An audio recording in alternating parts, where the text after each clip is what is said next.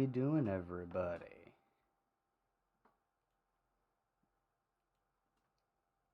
Trying to see if I can set up a .gg chat because it's apparently easier to do, but I think it costs money, and I don't make money off of this right now.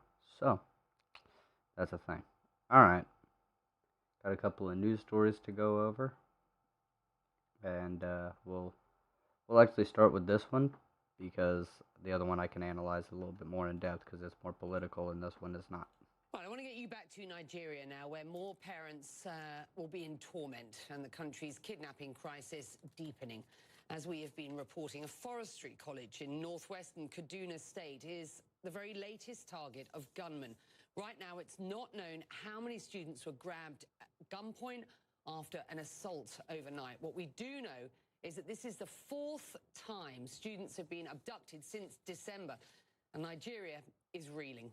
Well, civil rights activist Shehu Sani is a former senator of Mando, the town in Kaduna State where this latest mass kidnapping happened. He's critical of the Nigerian government's handling of the crisis, writing on Twitter, quote, "When they said that Jangebe kidnappings would be the last, it's clear that they really underestimated the enormity and gravity of the problem. Kidnapping is now a thriving, lucrative business, and students are now their stocks and gold mine." Wow. Okay. That seems really bad.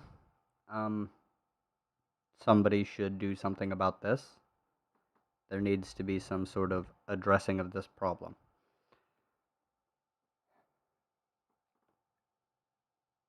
Kidnappings, and if it's trafficking at this point, because that's probably what it is, let's face it, here in America, over in Africa, in Latin countries, in Asian countries, in Middle Eastern countries, doesn't matter. Kidnappings quite often lead to trafficking. Sucks. It's the reality, and we need to do something about it. Couldn't be clearer than that. Shehu Sani joins me now from Kaduna. And before we talk about why these kidnappings keep happening, is there anything further you can provide for us on the detail of this latest assault on these children? Thank you very much for having me. Well, all that has been made public was that gunmen attacked the Federal Forestry School and abducted a number of students. And there was claims in the last few minutes that some of the abducted students were rescued. But there was also an admission that a number of the students are still in the hands of these bandits and kidnappers. So as far as we know, the students are still in captivity, and effort should be made further to get them out and released as soon as possible, because this has become Do we a know pattern. how many students? For now, the estimations have still been from 180 to 200 to 250. It's difficult to know how many students were actually abducted until a head count is actually made by the school authorities and an official statement being made public. But for now, it's still a guesstimate of how many of them were kidnapped. But Wait a second.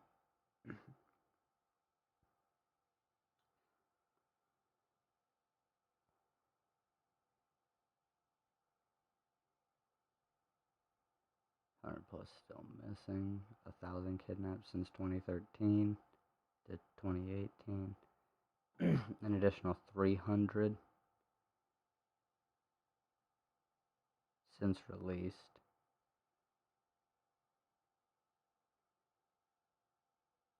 Jesus. for now, it's still a guesstimate of how many of them were kidnapped.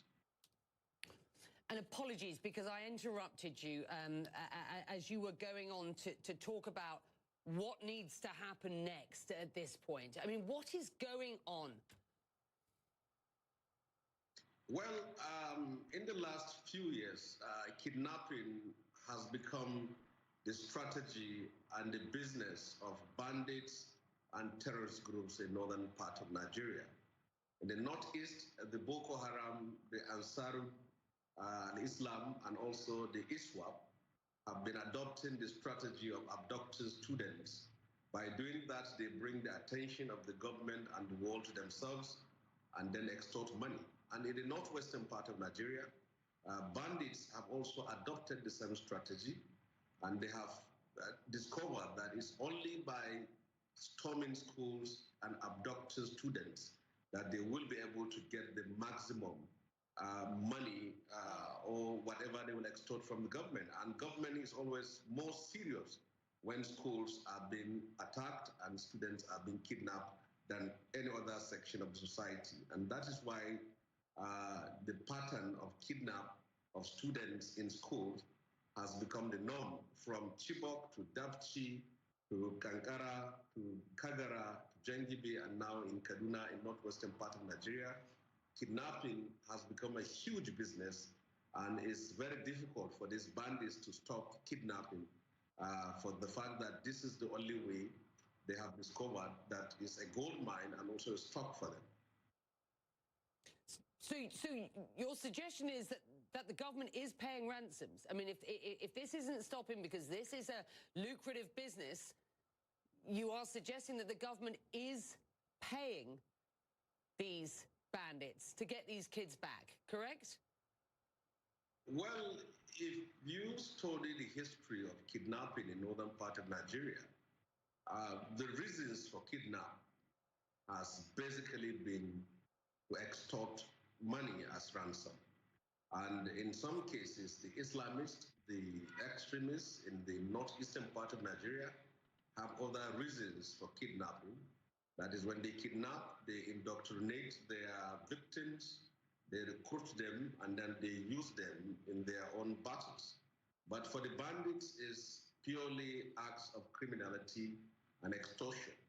And the government have been paying ransom, but they will not publicly admit it, in the sense that by not admitting it, it means that they are trying to discourage other gangs and other criminal elements from going further to kidnap more people. But it's a fact known by everyone that ransom are being paid by both government and also individuals who have their loved ones being kidnapped. Very Okay, so I hope the very next question is, how do you stop this? briefly, you helped mediate during the Chibok kidnappings. What has changed from then and now, if anything at all has changed? Well, when the girls were kidnapped in Chibok, it was easier to negotiate at that time because the terror group were not as strongly affiliated with international terror organizations as they are now. And negotiation for the release of kidnapped victims is easier with the bandits than with the terror group, because the bandits. Okay, so I do have questions. For one, if there are these kidnappings, I mean, there's obviously been kidnappings. How much money could it reasonably make? Well, if they're kidnapped, with the numbers, they're quite a bit. So it could break an economy if it goes too far. And then that would give the terrorist group the ability to overthrow the government because it doesn't have the money to do anything.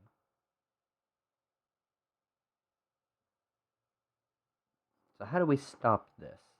Are they going to talk about that? It's focused on getting ransom and releasing their victims. But for the terror.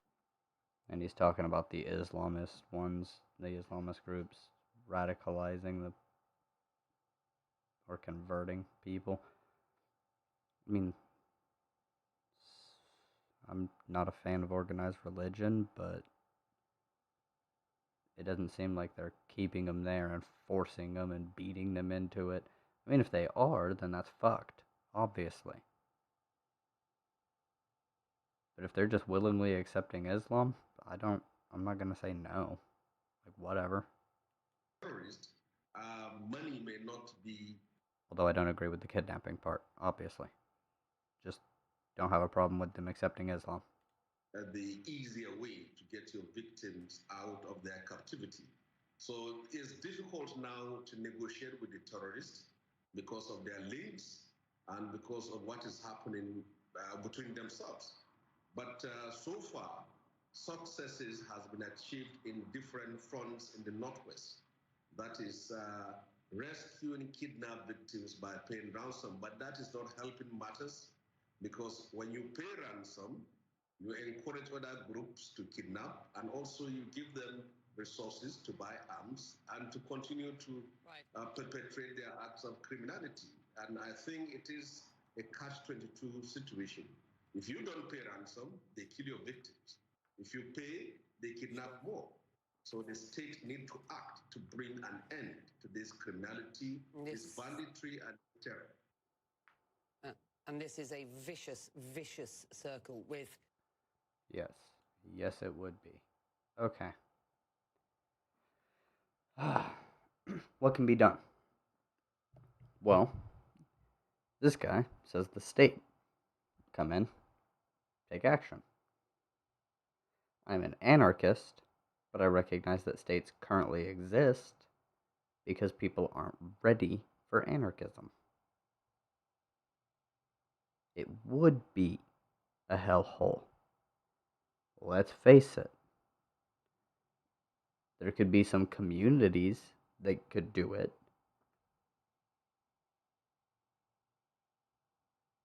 But the world is not conditioned that way at the moment. But you could get communities. You could get smaller communities. You use them as examples. I do believe that. Now, in this particular case, because the world isn't anarchist, and we do have states, and they are meant to protect people, I think there should be some intervention.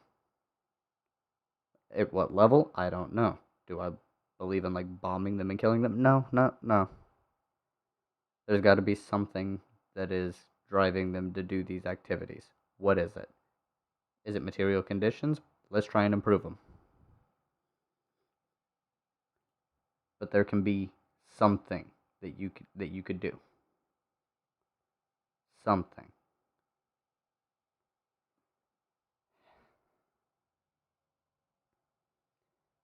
This is where the complicated consequentialist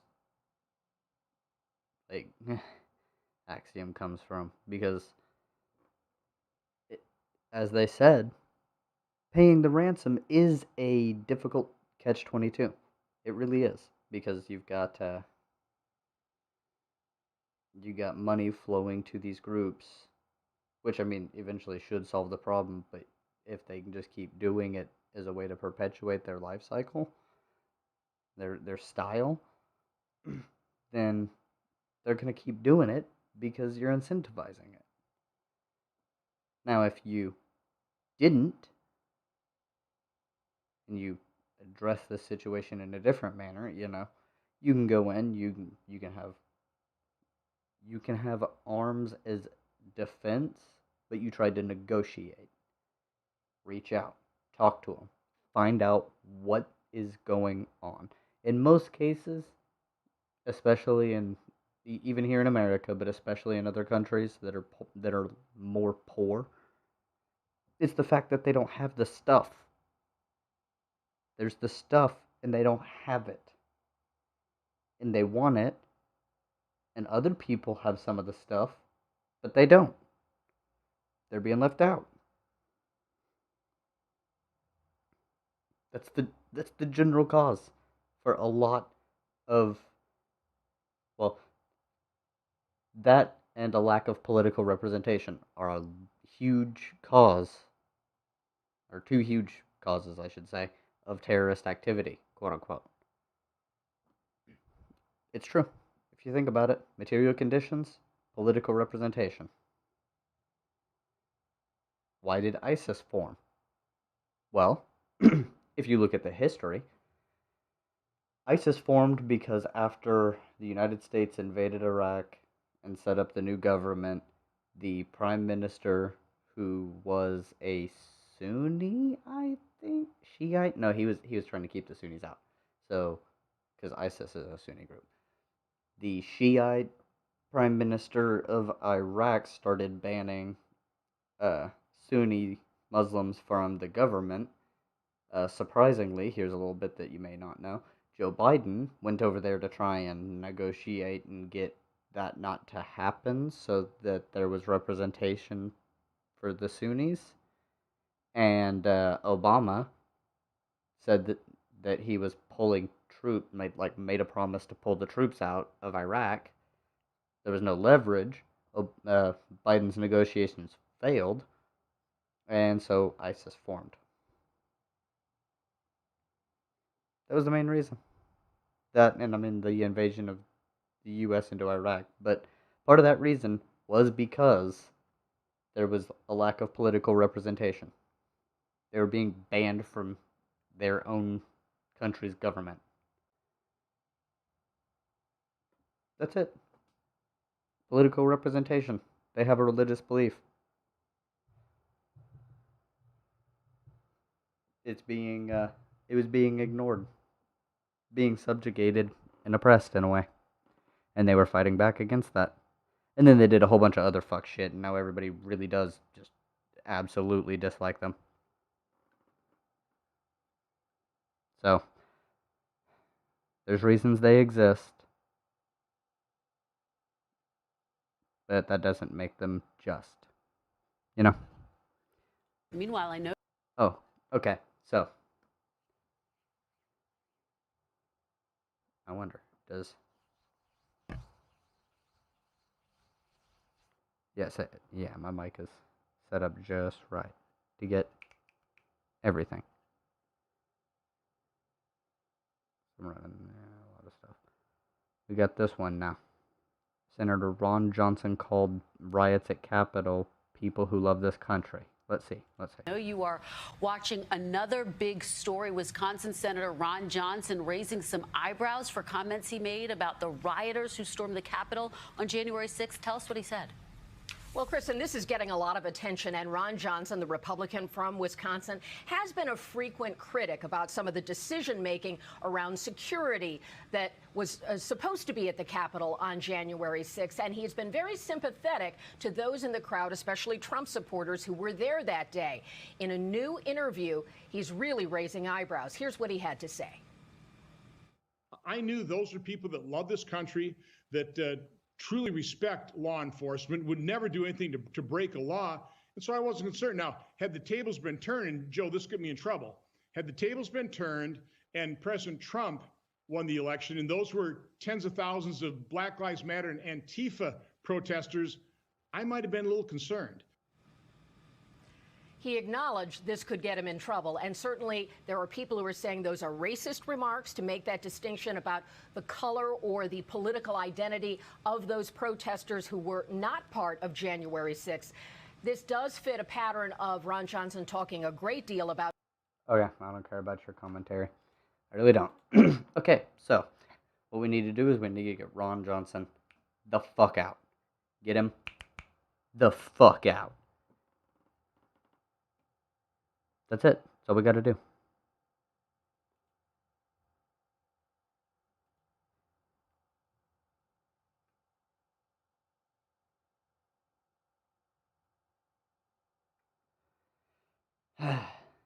So, people in Wisconsin, you need to get him out. People in Wisconsin, get him out of office. That simple, you know? Super, super, super easy. Get him out of office. I do like that this thing is omnidirectional, because I can go like all the way to the back here and be like, hey, and then come over here to the front. And if you come off to the sides, it picks up the weirdness of the.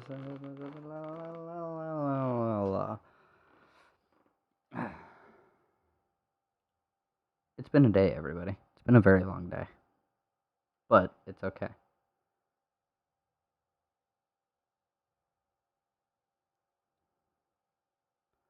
Fixed income securities.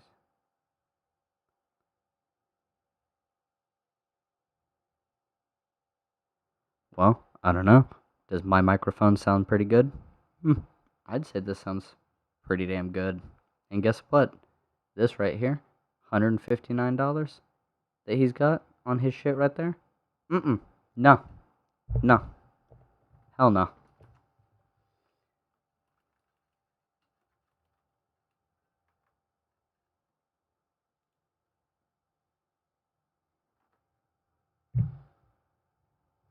This is exactly what I have. This right here. I'm gonna go ahead while I mean, ain't nobody fucking watching this. So, I'm just gonna go ahead and show you what I got. I got a voice meter potato to run all my audio channels, but not my microphone. And for the microphone, it'll always say this. 100% will always say this. I just have this right here. Preamp turns down my mic. I can actually.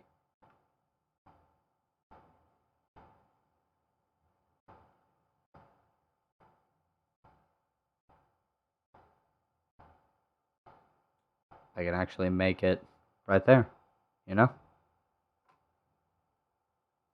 Why was it making that noise?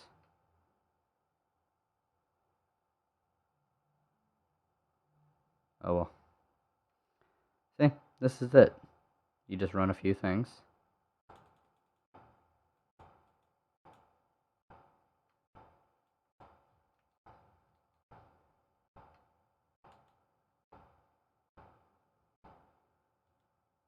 There. I don't know why it was doing that, but whatever. We got a peaking thing going there. You know what? Let me just turn that off. There we go. Sounds fine, in my opinion. There we go. Yay! But this is it. This is my whole.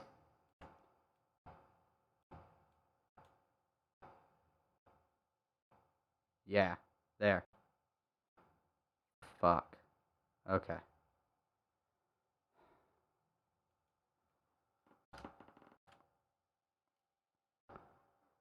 Negative 1.5.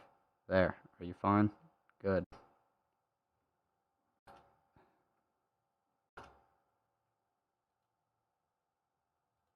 There. There. We're set. Okay? We're set. Fuck off. But, yeah, open this, and then I got a high pass set there, a low pass set to there, a band set to there, and a high shelf set to there. This thing. It's kind of okay. You know, it's cool. It's cool. The gate, noise gate. I don't even care. I'm just going to set it to that. Boom.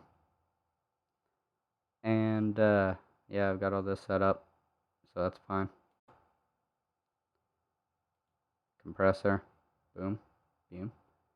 Got my wet and dry. Let me reapply my... Yeah? Okay, no, that made it super fucking wet. I don't like that. Then we got the EQ. And so I set all of this. I got a band. And this is actually right at the low end of my vocal range. I brought it down because if you bring it up, it makes it muddier. And then I got the middle range to the high end of vocals to bring it up, to bring the tone up, makes it less muddy still. Another one for 1,000 brings that up, it kind of brings the because the voice has a weird set of ranges, and that's up. This is a band to take away, well, honestly, the harshness of the S. That way it doesn't pierce, because there's that chance in that range between 6,000 and 8,000, depending on the tone of your voice. And with my voice being at this range, that's the tone. So, for sure, some of these, like this one, is different for people with more feminine voices. So is this one. So you got to balance 1, 2, and 4 pretty well by yourself. 3, you can reliably use around 1,000 for this. 5 is a high pass. Yeah, you can, anything below the range of the voice, you can cut out pretty well. I mean, you can bring that really far down, and that actually does, yeah. So, that's pretty good to have.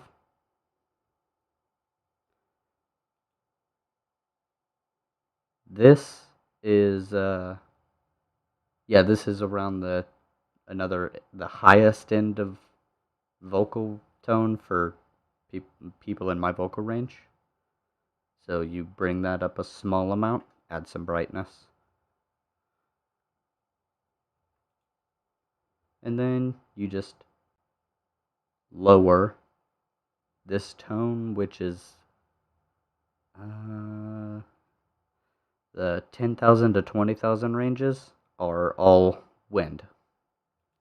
Which is why this is a high shelf, and it just says fuck wind noises. So like only comes through because I'm blowing directly on it. But the fan in my computer, which is very loud, doesn't get picked up. My fan that's in my floor heater doesn't get picked up. So, that's good.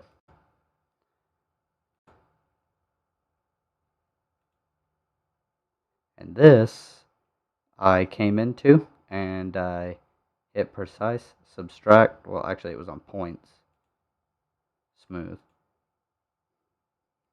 And then subtract, and then I brought it down. And then I clicked this automatically build noise profile thing, and it did its own thing. So I just let it do that. And then the preamp, I brought down my overall microphone tone, saved it, boom. It downloads, you just type in equalizer APO, and then when you download it, the configurator will pop up. Don't make the mistake I did and put it onto your actual sounds. Ignore all of these. Go here. Click your microphone. Don't do anything else.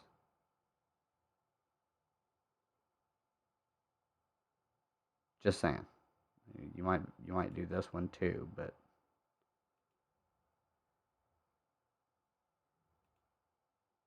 no.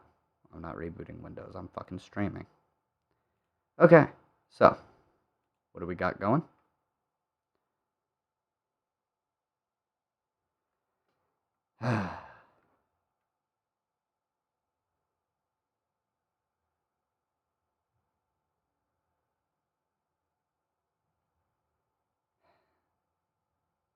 I'm so sorry, Bastiat, but Vosh won. I'm checking that out on my free time.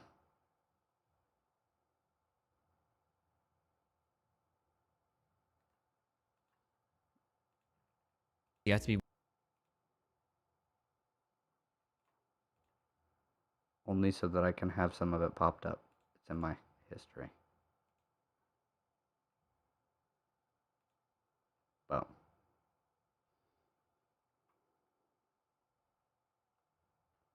Ooh, I know what to do.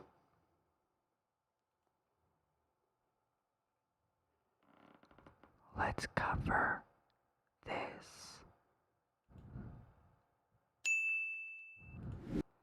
I like Dylan, full disclosure. But I want to see what's going on with the we're going to look this out because apparently the right is tearing itself apart and it's actually... Oh, okay. That's what it is?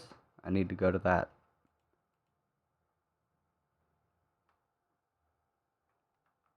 So it's...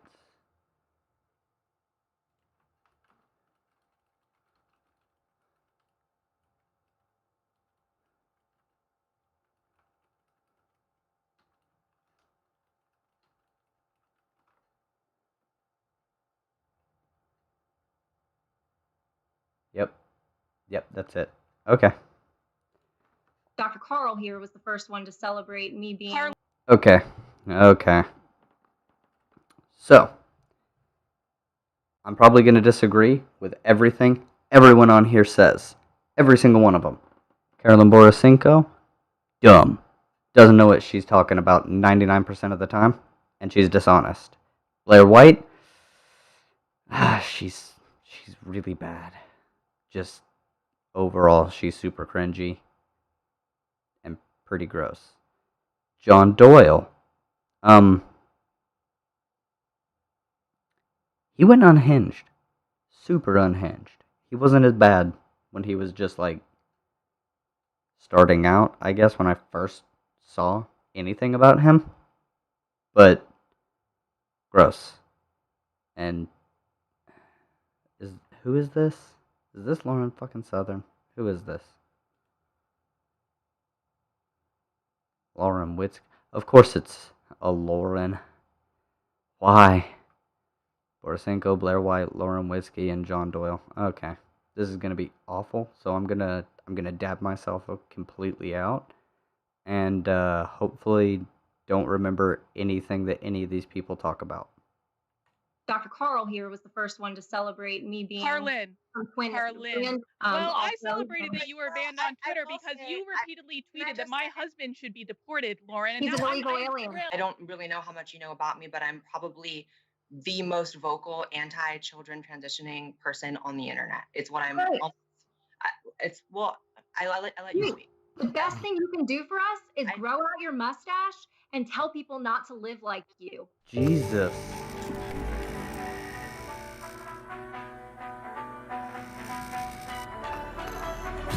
There's been a lot of arguments on Twitter recently where people cannot decide what it means to be right-wing or what the future of the party is. If you don't know why that's important, well, just look around you at the radical leftism, all the insanity in the culture, and a president who borrowed an election and a country who wonders what is our future and who is going to save us from this absolute madness. Well, a lot of people seem to disagree, which is why I brought a panel of guests on to talk about what the future of he's called Carlin Borisenko. Well done. Awesome. Commentator, and they're all here to answer. I'm socially conservative. I'm advocately. I've always been economically populist. Economic populism is the future of our party. However, preserving social conservatism within the Republican Party is a real passion of mine. I'm very pro-family. I'm very pro-life. My whole motto is I just like to win and save babies. So that's what I do. Awesome. Blair, go ahead and tell us where you lean politically. Yeah, every political quiz I've ever taken matches center right. So that's me. I don't have sort of the popular story everyone loves of like, I'm a former liberal, I'm a lifelong Republican, always voted that way. And yeah, that's me. I'm definitely a little bit less socially conservative. And that's where I land. John, go ahead. It's a pretty clear copy paste between Lauren and myself, I think. Fiscally populist and socially conservative. Carlin, are you different than them? Yeah, I'm a little bit different. John Doyle, Nazi. At least fascist. Very much. At least fascist. So, that tells me Lauren Witzke, possibly the same. In that, some people say I'm a former liberal. I'm actually a current liberal. I have never stopped being a liberal, even though I did leave the Democratic Party. I politically, on my political compass test, I tend to be right in the center, and I frankly just want common sense people to come up with common sense solutions. Awesome. So as we get into this, I want to let you know something important. This is the first question we're going to jump into, which is, what is the future of the right wing, right? If we're going to win a war, if we're going to fight the left, we've got to figure out who's on our side. And there's a split of trying to figure out if the future of the right is a conservative, moral Christian party that No. is a strong nationalist background. Moral, Christian. Conservatism and politics and religion. Of course. Religion shouldn't be part of your politics. You can be religious and not have it affect your fucking politics. Jesus. Or if it's this big tent party full of liberals, libertarians, disaffected left, etc. Before we jump into that, I want to give a huge shout out to our sponsor for today. Guys, the world is getting crazy, and I'm telling you, it is not getting easy out there. Not only do you need to have defensive equipment, you need to own guns, but you need products. Number one, important, guarantee, guys, the owners end up, okay. How are we going to do that? Is it A, by building a stronger conservative Christian moral party, or is it B, building a big tent party of libertarians, the disaffected left, conservatives, etc.? Like with the questions, we'll try to go in the same order. We'll start with Lauren. Yeah, so I'm really confused why this is a discussion about the future of the right when we have a liberal, actually this is a Democrat, with one good opinion.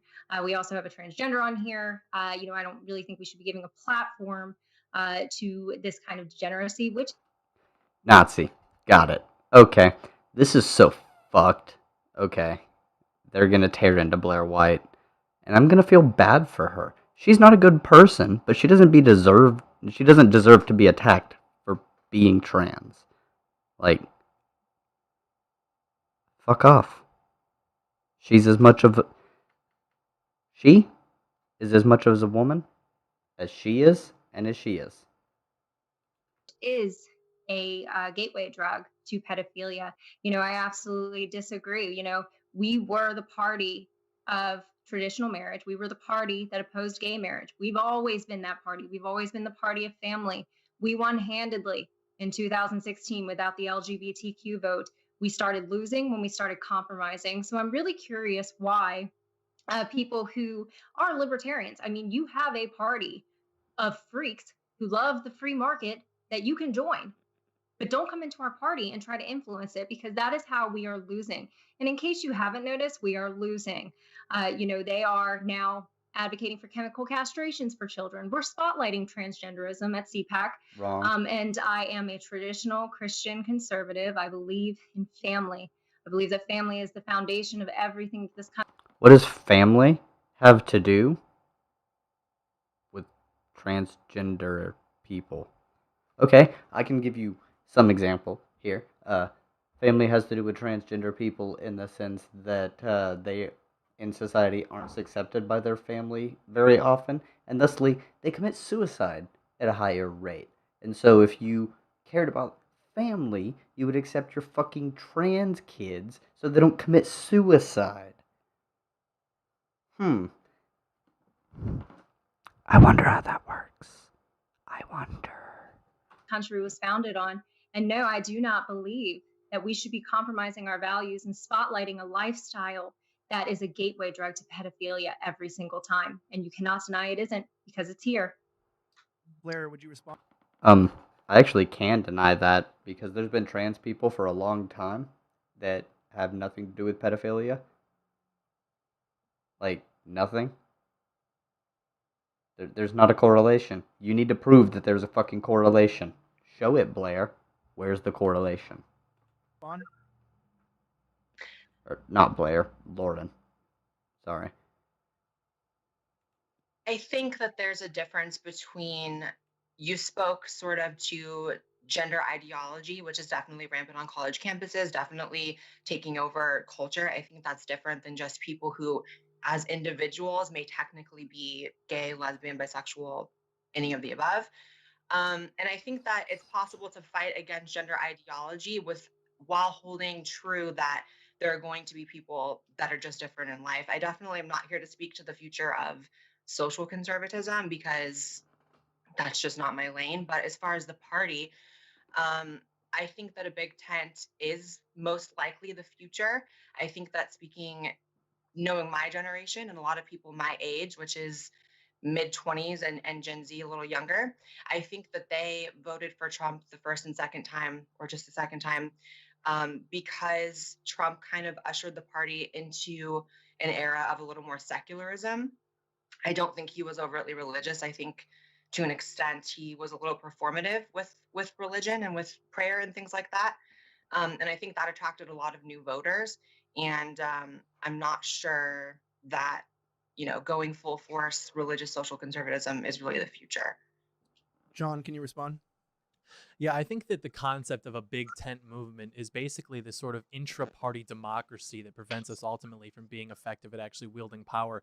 And this could date back even to what's referred to as the Reagan coalition, where we tried to unite social conservatives with libertarians, with fiscal conservatives, and then we created something which ultimately didn't last in effect, where we're now on the back foot with things such as gender identity. And even now we're trying it, with pandering to different minority groups, different interest groups, which will never give us more than 8% of the vote, for example. So I think that to actually try something different would be to legitimately establish a strong party with the values that we're nominally in support of and actually wield. Okay, so drop different groups that are giving 8% of their support to us to try and pick up the dying off breed of other conservatives. That's why people like John are around, to try and perpetuate and propagate and brainwash people into his brand of conservatism. But it goes counter to everything that they're actually taught and everything that's like actually in human nature. Wielding the power effectively when we are given the chance, instead of getting into power and then doing nothing and trying to pander to these groups thinking that we're going to own the libs and take their voting base away from them. Yeah, Carlin, I'm interested to hear your perspective, because obviously this would be a question that would pertain to you directly, since you admit that you're a liberal and you just registered as a Republican. I mean, give us your thoughts. Good. I did. Well, the fact of the matter is that MAGA is not a religious movement. MAGA is a political movement. And in order to win elections, you have to win votes. The fact of the matter is that Donald Trump has never cared about gay marriage. It was never something that he was against. Dude hung out at Studio 54. Why would he care? And so I'm on the side of winning too, Lauren. I'm on the side of winning elections. The fact of the matter is that Donald Trump created a Big Tent strategy that brought 10 million more people to him in 2020 than he did in 2016. And if we go back and look at the history of the Republican Party and when they lost the culture war the first time, Ronald Reagan offered a big tent. He said, everyone is welcome in this big tent. He won 2 terms. George H.W. Bush followed him. The Republicans were in control for 12 years until what happened? The moral majorities tried to swoop right in and started legislating Christianity. And that is when they lost the culture war. That is. She's right. She's right. I hate to fucking say it, but she's absolutely right. These idiots always go against their best interest. But you know what? Fucking let them. When they started losing voters, when they started trying to legislate their religion the first time around. The First Amendment says Congress shall make no law respecting an establishment of a religion or they're prohibiting the free exercise of thereof. So it protects your right to practice your religion as much as it protects my right to practice mine. This is not a question of religion. If you want to do whatever you want to do in church, that's fine. Go talk to your church elders, go talk to your deacons, exclude anyone you want from your church. But the fact of the matter is that I would really like if the Democrats didn't control everything. And in order for that to happen, we need to win. And that means building the broadest possible coalition of voters that we can. And that's what I think we should do. Lauren, that's pretty much opposite of what you brought up and what you were saying. Could you please respond to that? Yeah, so, Donald Trump, he did do things that made the church have to make excuses for him. His Globo Homo initiative ended up losing him a significant amount of the Christian vote. And we are the base of this party. We make up a huge portion of this party, a way bigger portion than the liberals. Most religious people don't give a fuck. It's only the fascists and the Nazis and the really old people, actually older, more conservative people. But most religious people these days don't give a fuck. So, it's not like you were a big drop-off point in votes. Like Carolyn said, gained 10 million. A net gain of 10 million. liberal libertarian sector of the party, no matter how much they want to tell you. So him making those compromises is probably a big part of why we lost the House in 2018. In 2017, we had the House, the executive branch, and the Senate, and we still failed on conservative issues. They refused to stand up for life. They still passed a budget that actually made us forced Christian taxpayers to fund Planned Parenthood. So every vote lost on social conservatism is, we are significantly more. We are the party that was established in traditional marriage. So I'm curious when the liberals 10 million more voters because of Trump. A net gain. Okay? Okay? You're wrong. I mean, I like that she's wrong, because if her ideas take hold, the Republican Party fucking dies. But Trump is weighing in on running again in another 4 years, so we have that to worry about.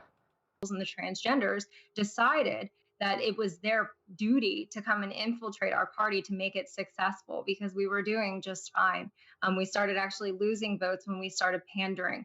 We lost a significant amount of our base, enough to make an effect and make a dent into the electorate by compromising our values. The only way forward is to stay true to our values that we've always been and established. You gained in the House. You lost in the Senate because there was money up on the line. That was the incentive. Hey, you vote these two people in, we send you money. The Republicans weren't doing it. We will. That was the fucking incentive, alright? But you gained in the House. People just hated Trump. That was it. More people joined your fucking party, your shithole of a party, because of Borisenko fucking nailed it on the history of the Republican Party. Y'all are dumb. You all are always dumb. Conservatism is inherently reactionary. They're scared. And they don't know why. On and win with them. It's the weakness. People value strength over anything else. And when we started showing weakness and compromise, that's when we started losing. And I don't think that is something that we should continue. I think that we should remain the party of Jesus Christ, the party of life, the party that celebrates family and makes it as easy as possible for Americans to get married and have children. Why would I celebrate a lifestyle? She wants to be a fascist. People can't reproduce. She wants the whole Republican Party to be fascist. So having families, that is the future of the party. We started losing when we started compromising. Big Tent is a lie. Lauren, let me jump in there real fast and give Blair a chance to respond to that. Sure. I think the concept of more people infiltrating a party isn't necessarily what has happened. I think that the modern left has shown its hand to such an extent that people are just being extremely turned off by it. Again, being a lifelong Republican voter, I've never had a moment where I entered the party and then had plans to change it from within. I think that every American has a right to vote in any direction that they choose. And I think especially over the next 4 years of the Biden presidency, there's probably going to be a lot more people who are red-pilled, I guess is going to be the term, and wanting to vote, in the opposite direction of how things ended up in November. And I also would say, Trump got the most votes of any sitting president in history. I think that's true, right? That's right. And I think there's a reason for that. I think what I spoke to earlier was the push towards more secularism.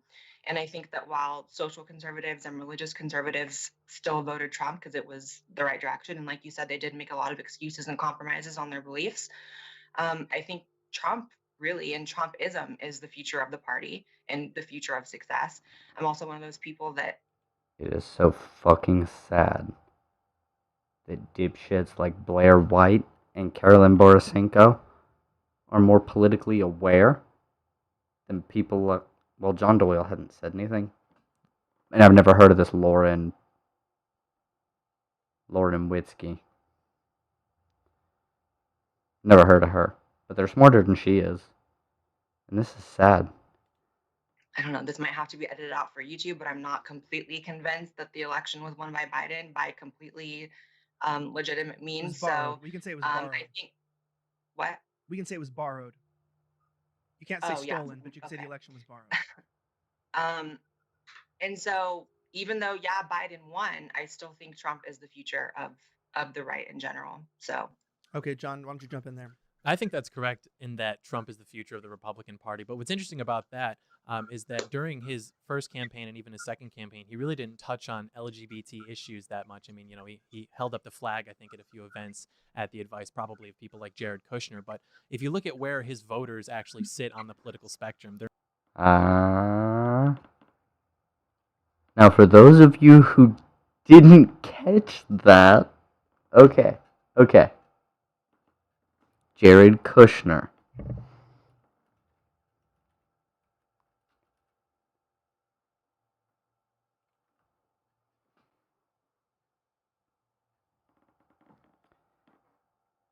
Jared Kushner is Jewish.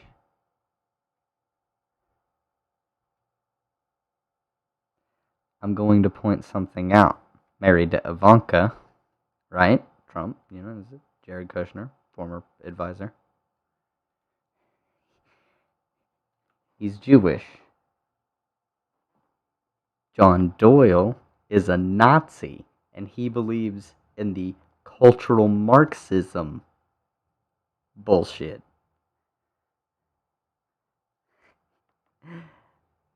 And Lauren is nodding along because she caught the dog whistle. Just off top. She knew. I mean, I caught it because I pay attention to people debating these idiots. Not specifically these two, but Nazis.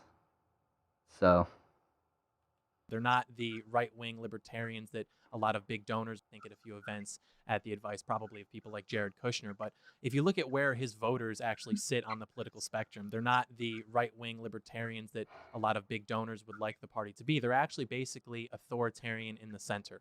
And so if you look at where they poll on issues such as like gay marriage versus traditional marriage or like transgender bathroom issues, like whatever, they're all like very, I guess you'd say authoritative and conservative in that, and that they're in support of traditional and socially conservative policies. And so that's where the momentum in the party is. And so if you're going to come over and vote for Republicans because you agree with their positions on foreign policy or fiscal policy or what have you, that's all and fine. But what we can't do is start to compromise and say that, like, you can come over here and we're actually going to pander to you as well and give you positions at CPAC. And I think it's interesting because a lot of people that are trying to join the Republican Party or the conservative movement and then bring to light more of these like LGBT issues are basically showing their hand in that they're not actually conservative. And I'm not speaking about you guys specifically, just like the rhetoric that I deal with online, because fundamentally the idea of like LGBT issues is about the enshrinement of total equality, which is fundamentally not a conservative idea. Conservatives believe in hierarchy and natural law and the no. Nazis believe in that. Fascists believe in that. Conservatives, like even people in America who are American conservatives, they believe in the founding fathers, you know, all men are created equal. Which is all people, but you know. The idea that we can have total equality across the board for different types of relationships or different types of marriages, quote unquote, is just fundamentally not a conservative idea. And so if we want to have success in the future as a party, we have to actually like maintain a strong footing on what it actually means to be conservative, which we haven't done in the last 70 years, I'd say. Yeah, so I'm going to kind of tweak this a little bit to you, Carlin. In the past 70 years, huh? Well, let's see. What was 70 years ago?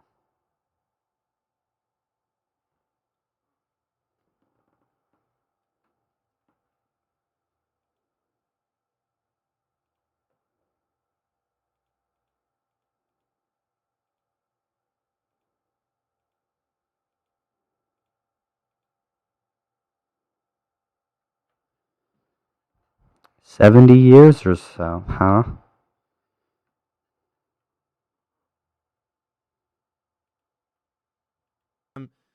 as that question that he said, right, is like, this is the question a lot of people ask on the traditional right, is that the right has been defined as being a conservative party, and that has been traditionally what it has been.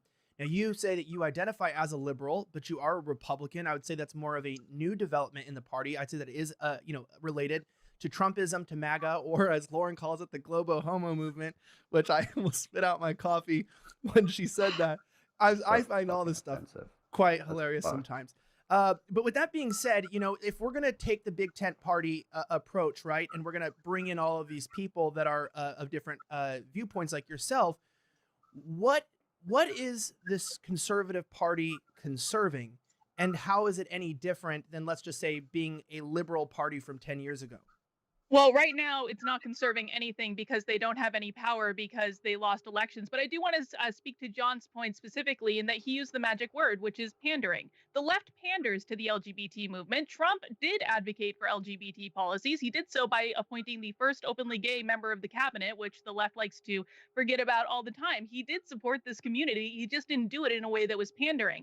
But again, like I'm a liberal because I believe in individual liberty, individual freedom. I'm very concerned with preserving specifically our First Amendment values and all of the amendments specifically. But the First Amendment's really my jam, which again does not allow for the state to legislate based on one religion's specific values. But if we want to talk about religion, we can talk about a verse from the Bible, which is 1 Timothy 2, verses 1 through 2, which says, I urge then, first of all, the petitions, prayers, intercessions, and thanksgivings be made for all people, for kings and for those in authority, that we may live peaceful and quiet lives in all godliness and holiness. And I bring that up because that is the only place in the New Testament that really touches on the relationship of Christians to government. And what does it say? It says they should pray for the people in leadership so that they may live peaceful and quiet lives in godliness and holiness. So what does that mean? It means that we should be working on electing a government that allows people to practice whatever religion they want and to live peaceful and quiet lives in godliness and holiness. And the only way that we can do that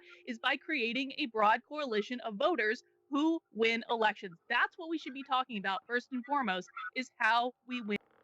This is so depressing. In elections. Before we go, I'm gonna go to John, because John was sort of laughing during that, and so why are you laughing? I was humored by the biblical substantiation for having more gay people in government. I just thought that was kind of funny. But no, I don't think that, like, even you push back on what I had said about the pandering with, well, Trump appointed these people and he appointed these people, so he was actually, like, serving the interests of the community. It's interesting because, as you noted, the left will still ignore that because they control the narratives and they control the media. And so really, no matter what Trump does to pander to that, however many percent of the, 3% of the voting demographic isn't actually going to serve interests. And I just don't think that the reason Trump didn't win in 2020, assuming the election was totally legitimate, was because he didn't serve the interests of the LGBT community enough. I mean, Trump won in 2016 because of immigration, because of free trade, and because of foreign policy. It wasn't at all because of social issues as it pertains to, like, the interest. Oh, please. Because immigration isn't a social issue that you guys fearmonger about constantly. Shut the fuck up. God, he's such a dipshit. I hate it. Why are all conservatives dumb? All of them, when it comes right down to it. It's a fear of brown people. Of gays and transgender. Anyone darker than Doyle here? Scared. And then they tan. And then they're scared of themselves. Or what have you.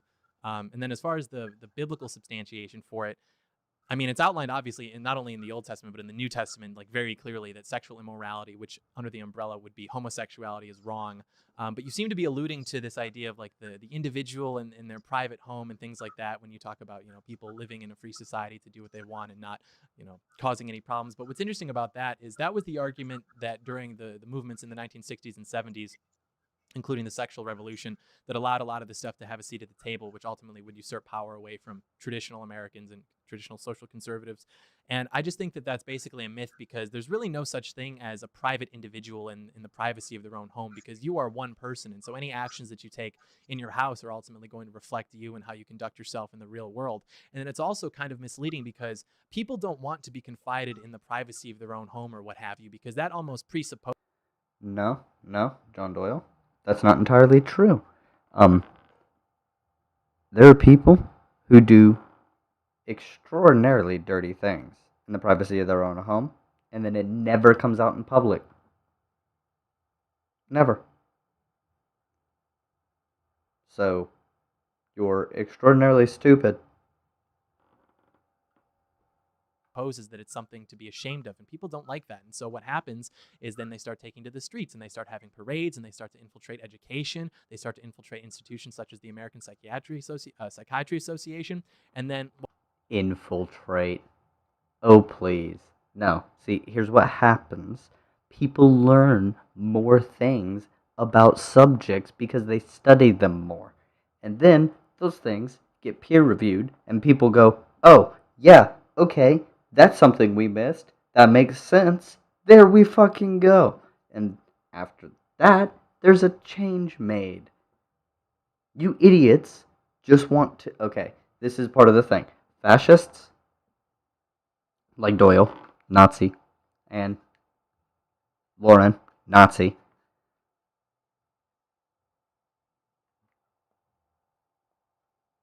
Yeah.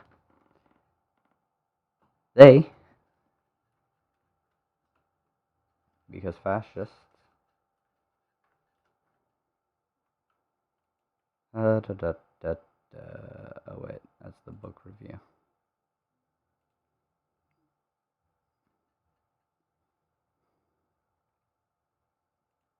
Okay, so here we go. This is the thing. Okay, enemies strong and weak. They haven't really touched on that one. Obsession with the plot definitely touched on that one, especially with the Kushner comment. Appeal to social frustration. That's the entire fucking debate. Fear of difference, part of the debate there. You're not a conservative if you are pro-LGBTQ. That's part of, they mentioned traditional conservatism and rejecting modernism. So, that's those points. Selective populism, that's exactly what they do. And then, the newspeak. Impoverished vocabulary and elementary syntax in order to limit the instruments for complex and critical reasoning, which is why they don't like critical theory, critical race theory, critical any gender theories. They don't like it because it allows you to think more about the world and about yourself and other people, and they dislike that kind of introspection. Oh, I like the introspection. It all ties into that too. So, their entire argument here is just fascist. That's all they're arguing. Well, Doyle specifically. Her arguments are agreeing with him, essentially. What was it, 2015, June of 2015, the Supreme Court decided that 5 minutes ago, marriage can be between two men, and now we're here on the back foot with issues like, hey, maybe kids shouldn't be taking prenatal hormones. Or Can we jump into that? Elijah, I want to jump in there because Sure. John just fundamentally misrepresented something I said, because I specifically chose 1 Timothy 2 verse 1 and 2 because it has nothing to do with homosexuality. That's why I specifically chose that passage. It has to do with the relationships Christians have with their government. Now, if we want to talk about how the Bible deals with homosexuality, what I would like to focus on is the fact that there are multiple different arguments for different interpretations of the Bible. I'm not a Christian, I'm not a Bible scholar, but I do know that there are multiple different interpretations for that. And instead of getting into the nitty-gritty about what it says in that area, I want to focus on the fact that, again, this is an argument for the First Amendment, for religion to not be the dictator of a political movement. If you want to talk about these issues in your church, do talk about them in your church. If you want to exclude people from your church, fine. If you want to exclude gays from getting married in your church, that is a conversation between you and your church elders. This is a conversation about a political movement.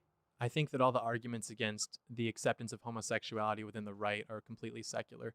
It may just so happen to appeal to the base of that movement as Christians, but I think that Lauren and I could recite several arguments that are maybe even more compelling from a completely secular perspective.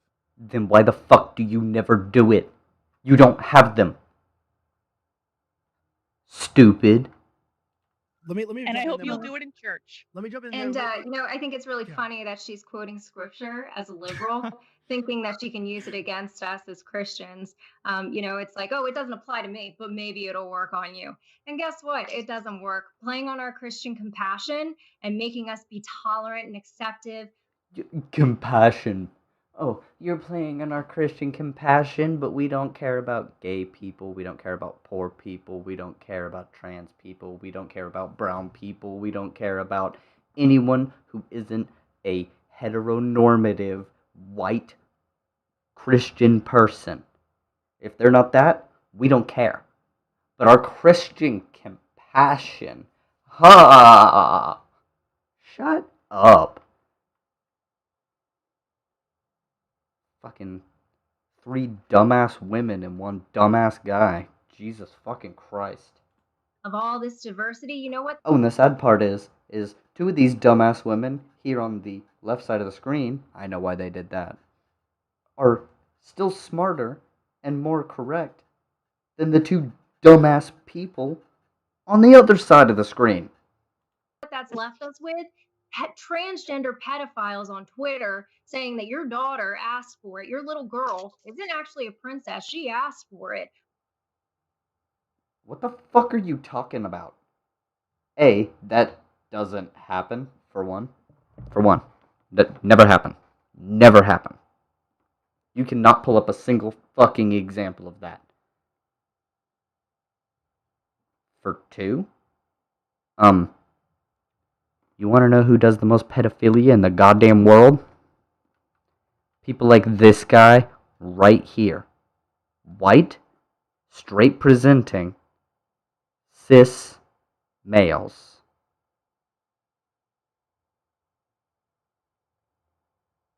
Most pedophilia in the entire world. Bam! Done. Right there. Or at least in the US. Boom. Across the West? Boom. That's it. White Christian males. Done. Specifically white Christian cis males. That's it. That's who does the most pedophilia across the West. So, trans people, not necessarily that likely to do it. When I abuse her. That is where we're at. So you're throwing scripture at me as a liberal is not going to work. You cannot play the Christian compassion card on us anymore. We are taking a stand for social conservatism because it matters. Social issues matter. And using God's word and manipulating it to try to get Christians to agree with you is absolutely subversive. And that's what we're struggling with in our party is subverters. How many kids saw Blair White giving one of her videos? I know Trump is a cash cow. I know people love to talk about him to get their popularity, but how many children saw her and looked at her and said, you know what, she looks really good. I could do that too, and started transitioning. This is about the children. That's good! That's a good thing!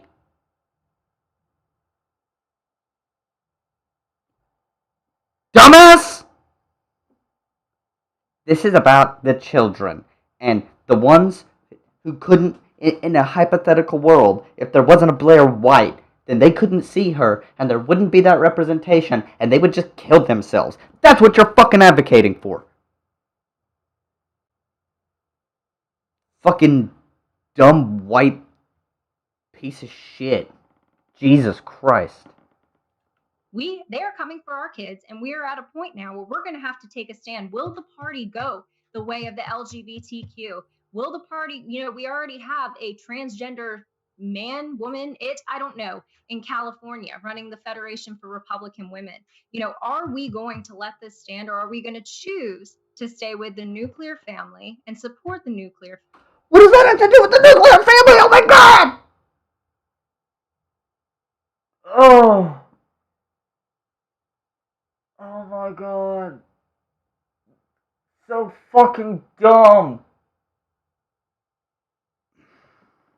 Family, because from what I've seen from these LGBTQ activists, such as Richard Grinnell, who's an absolute pervert, he refuses to stand up for transgenders in the military, against transgenders in the military. He refuses to stand and make a public statement that, hey, men shouldn't be in women's bathrooms. That's because because trans women aren't men.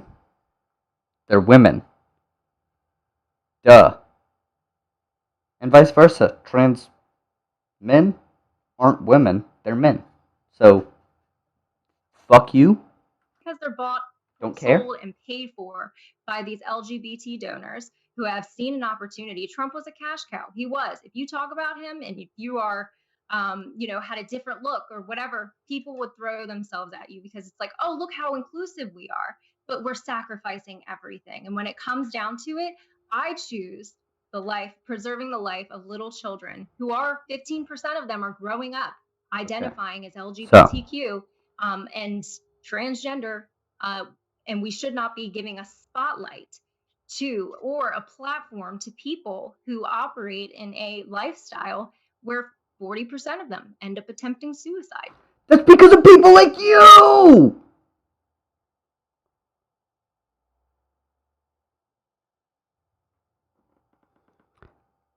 I truly think that she is incapable of actual compassion.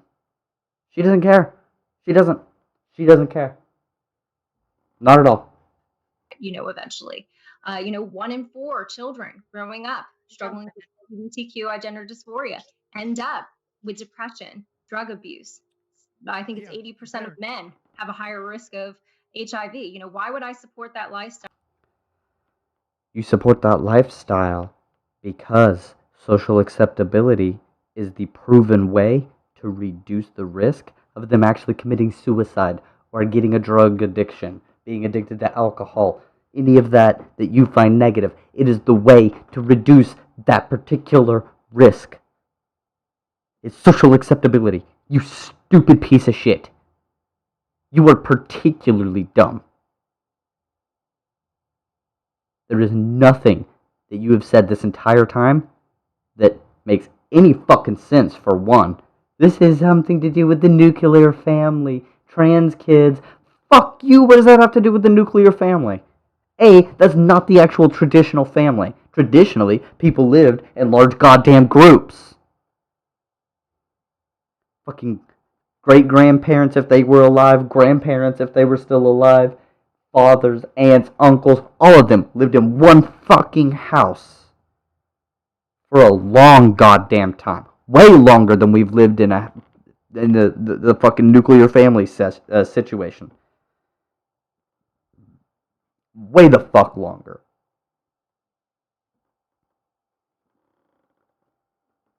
It has nothing to do with trans kids. It's another thing. It just doesn't mean anything. It has nothing to do with them. It's a total fucking pivot. Or a non sequitur, actually. That's even better. That's a non sequitur. What the fuck does that even mean? I don't know. Because she's stupid as fuck. She's just throwing out buzzwords. Her brain is broken. So, why would I even make excuses for that lifestyle or try to use? I want to give Blair a chance to respond to your statements real fast, because I know Blair has a hard out. We haven't heard from Blair. Just on the statement of Lauren said, Lauren is talking about the subversion in the party, the idea that your choice, that you're transitioning. Before I just want to specifically address what Lauren said about children maybe watching my YouTube videos and thinking that they can be like me or transition or whatever. I don't really know how much you know about me, but I'm probably the most vocal anti-children transitioning person on the internet. It's what I'm. Right. I let you speak. The best thing you can do for us is grow out your mustache and tell people not to live like you. That is the best thing that you can do to help us. Because Christ love, wafting off Lauren. Christ love. Go at it, guys. I think actually to close on the biblical point, the first thing I did want to say is the vindication of Lauren's point comes very clearly in the fact that we have a liberal on here who is personally a liberal and ideologically a liberal, though feels as though she can manifest that by voting for Republicans. And so I think that really speaks to how far our party has deviated in the last 50 years to where now there are people who are personally liberal who feel as though their views can be reflected by voting for Republicans. And to close on the biblical topic, there's this misconception that like Jesus just said that we should be like vaguely nice to each other. as far as judgment goes, we are called as Christians not to judge people individually. Like, we cannot look at you and make a moral declaration like you are good or you are bad. That's not our position. However, we are called quite explicitly to judge the actions of people so as to maintain a moral and civilized society. And so we need to keep that social pressure on people, like you actually can't behave in this way or that way. And that's how we maintain a civilized and virtuous society. And we are called throughout the Bible to do that quite explicitly. Okay, Blair, can you please respond All to right, all well, I of that? never 'Cause this is finished my crazy. point, so I would just like to say, as I said earlier, whether anyone on this panel likes it or wants to acknowledge it, there's a really huge chunk of LGBT people who are very much against ideas like children transitioning, like trans women in biological women's sports, and all of the ideas that are, hot talking points, but they're very real at the same time. So I don't think many kids would look at my YouTube videos and want to do anything like me, because I explicitly have been very known for saying that it's not a glamorous lifestyle, that it's difficult, and that children shouldn't be allowed to transition because it can often be a mistake that really damages their life. So I don't know. I just felt like that was a false premise. And again, I would like to agree with Carlin on the sense. It wasn't a false premise. Like I said, if you want to help us, tell people not to live like you. That people would watch my videos and come to that conclusion when I say not Fucking to, and I dumb advocate bitch. against it. I think that there are a lot of I trans fucking people hate online that her. you could argue. Maybe someone looks at their videos, children, and wants to do a certain thing, but I'm very much against it. If anything, people who support children transitioning or kids who want to transition hate me. So I also would like to say, it's normal. I do That's agree normal. with, That's not Carlin. I do agree with Carlin in the sense that, if you guys. Okay, I know where this entire debate's gonna go. It's all gonna be this. Just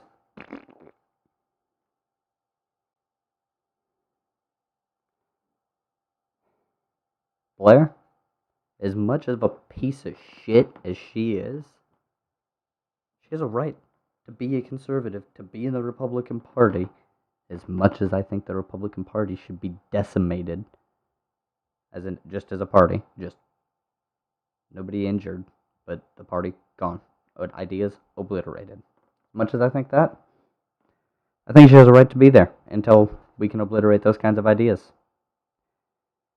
Carolyn, she's a liberal, so she says, but she's not. That's a lie.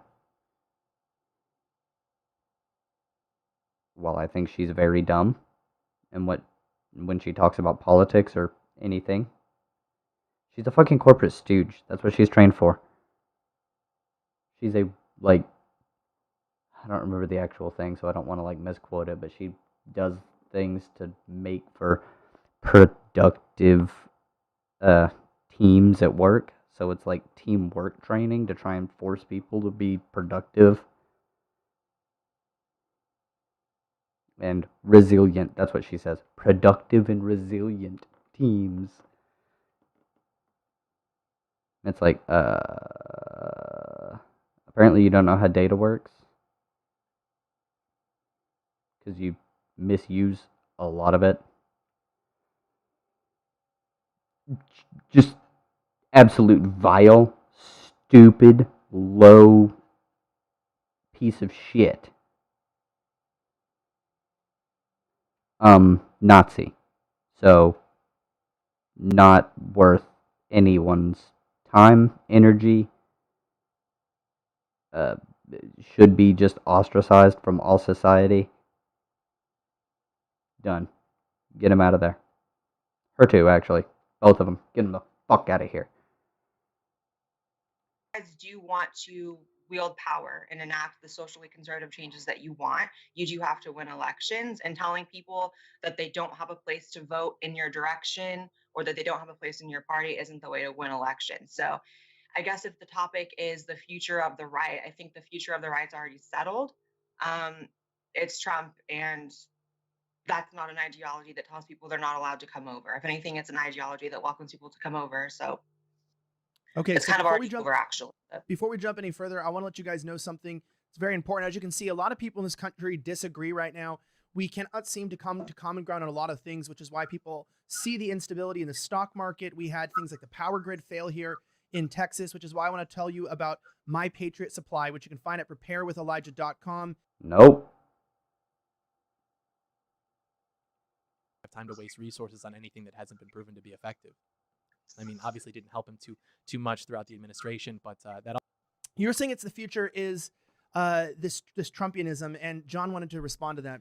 Yeah, I was just going to say that as we talked about earlier with where the people who voted for Trump, that coalition, sit on the political spectrum, Trump may or may not have touched on this issue either side very much, but they still fundamentally sit at the center economically and authoritatively socially. And so if you look at where those people poll on issues pertaining to LGBT issues, they're all basically socially conservative. And so maybe Trump didn't come out and support those or be as against those as he should have been to really like wheel those people in. But basically it's ambivalent as far as that's concerned. And so what we do know is that Trump taking time to address those issues, thinking he's going to win those people over, hasn't actually worked. I mean, even his support in 2016 or 2020 with LGBT people was not like statistically significant, nor was there a statistically significant improvement.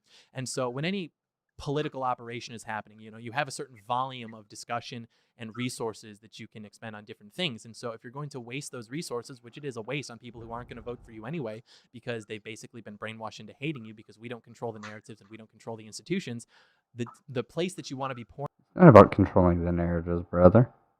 It's about what you say and do. We don't need to control the narrative.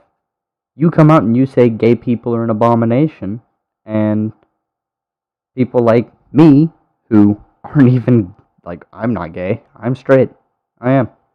I go, that's an abhorrent fucking view, my guy.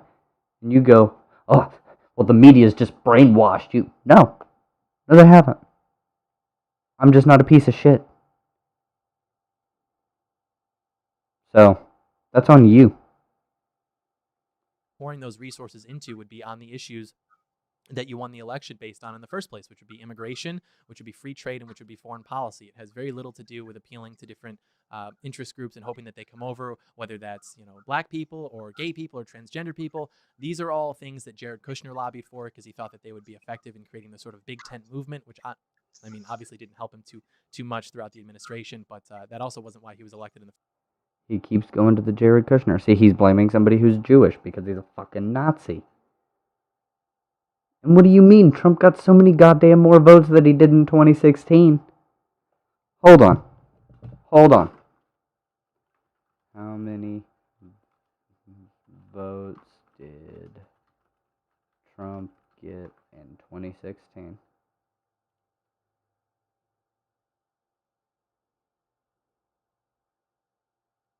I don't know.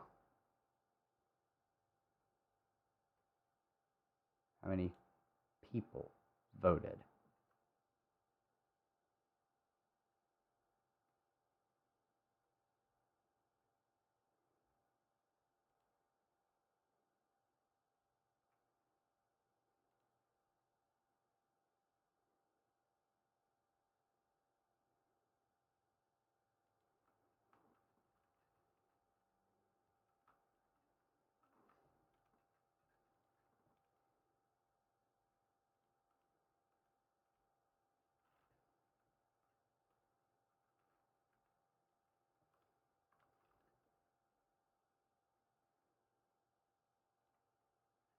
There we go.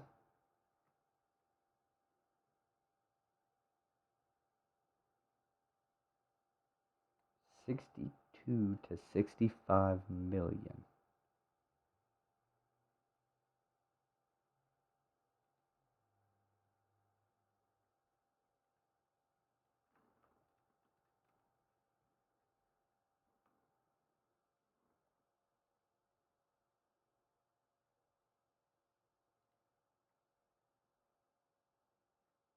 Where's the wiki?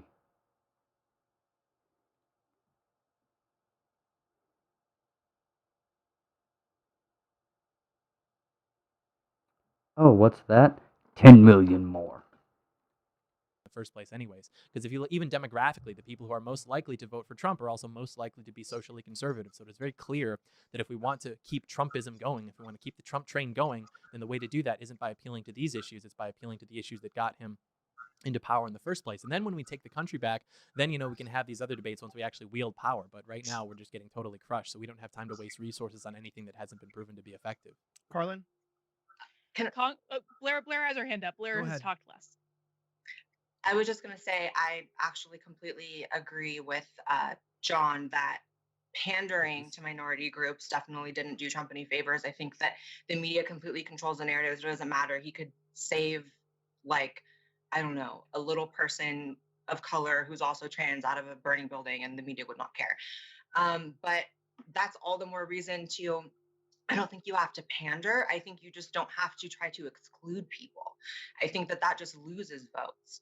And so, again, it just goes back to you guys can't wield any of this power you say you want to wield if you're not going to win elections. You're just not. And I don't know. I just think it's just kind of silly to go on about this argument that certain people need to be excluded, because all it's doing is telling people not to vote for you.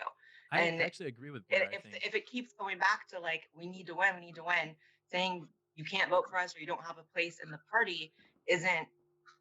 I don't see the winning tactic of that. I mean, I don't think that the social conservative movement is going to necessarily grow stronger to the point where you wouldn't need. And also what you said about LGBT votes not having a statistical raise, I believe they did double. Obviously, it's still a small community, but it did double from 2016. So clearly there is a shift happening. I think it was 14% in 2016 and probably like 1% every other election before that. And it was like 28% in 2020. So yeah, minority groups don't necessarily win elections now. Over time, they very well could. Can I just let me move to Lauren? 900,000 votes. Yeah. 900,000 people nationally came out from the LGBTQ community and voted for President Trump. We've done the math. It was absolutely not beneficial for all the money we spent when we could have been going after the working class, the white working class, the Christian working class, I do agree. Religiously, we spent way too many resources. So the lie that we have to be a big tent in order to win and we have to be inclusive, like I said, there is a party for free market capitalism and transgenderism and liberalism. That's called the Libertarian Party. Why don't you join them? We do not need you. You are doing nothing but hurting us. You are hurting. No. What I'm doing is going over 4 stupid motherfuckers debating about that. Well, essentially, yeah, it's Republicans debating. It's fucking awful, dude. It's vile. Yeah. The Christian vote by creating a platform for yourself saying this is Trumpism. This is Trumpism. We should have never glorified this in the first place. While we are losing everything on social issues, we lose every single time. We are influencing, public opinion matters, and we are influencing our own elected officials to not take a stand on issues such as transgenderism, LGBTQ education, drag queen story hour. They are saying nothing. We have created a cowardly elected class within our party, so it is not helping us. There is absolutely no electoral benefit. There's no social benefit, and if you, like I said, if you are a gunslinging, freedom-loving person, absolutely, there is absolutely no electoral benefit to letting the LGBT community vote in your party. There's no electoral benefit to letting quite a few people vote in your party. None. Just no benefit. Whatever. There's no social benefit. Oh, accepting LGBT plus people, no social benefit. Well, not accepting them increases their suicidality and their addiction, their dependence on substances, causes mental health problems, costs more money. And if you, like I said, if you are a gunslinging, freedom-loving person, absolutely, we'd love to have you come vote for us. But should you be having a say in influencing the party?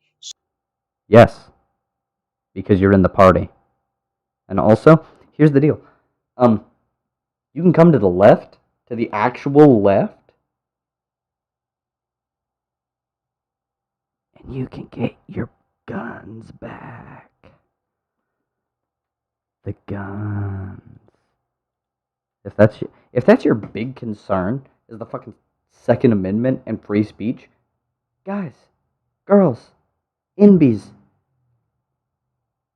that's what the left wants. Like, we don't want you spouting off horrible shit that can harm people. But outside of that, like, Just be nice. You want to have a gun? Sure. Fuck it. Arm the proletariat. Anarchists need a militia that can band together to defend the territory from outside aggressors. That's basic. Come on. Don't be dumb. None of you actually know what leftism is. Some of you just spouted off. You just had bad experiences with people on Tumblr who were insufferable. I get it. Trust me, I know. I get it. I was there. They were insufferable. And it moved to Twitter.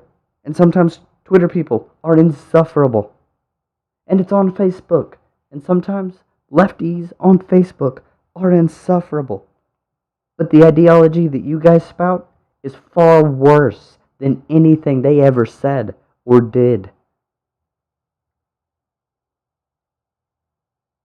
You got scolded and you ran back into your fucking safe space, the place that made you feel okay, where you could say the things that were racist or edgy, and then you get supported and encouraged, and then potentially shown faulty data that in your idiot brain, because you don't know how to read data because you're fucking 14, but you think you're smart as shit, you read it, and you go, oh, I guess this skull science makes sense. And then you start having poor opinions about other groups. And then you start disliking those other groups because of the underlying racism in the jokes that you were making and the encouragement of other people. That's how you get down this road. You have broken brains. You tried to educate yourself and you failed. And you suck. Because your education was all done in a safe space where you could spout off fucking Nazi jokes.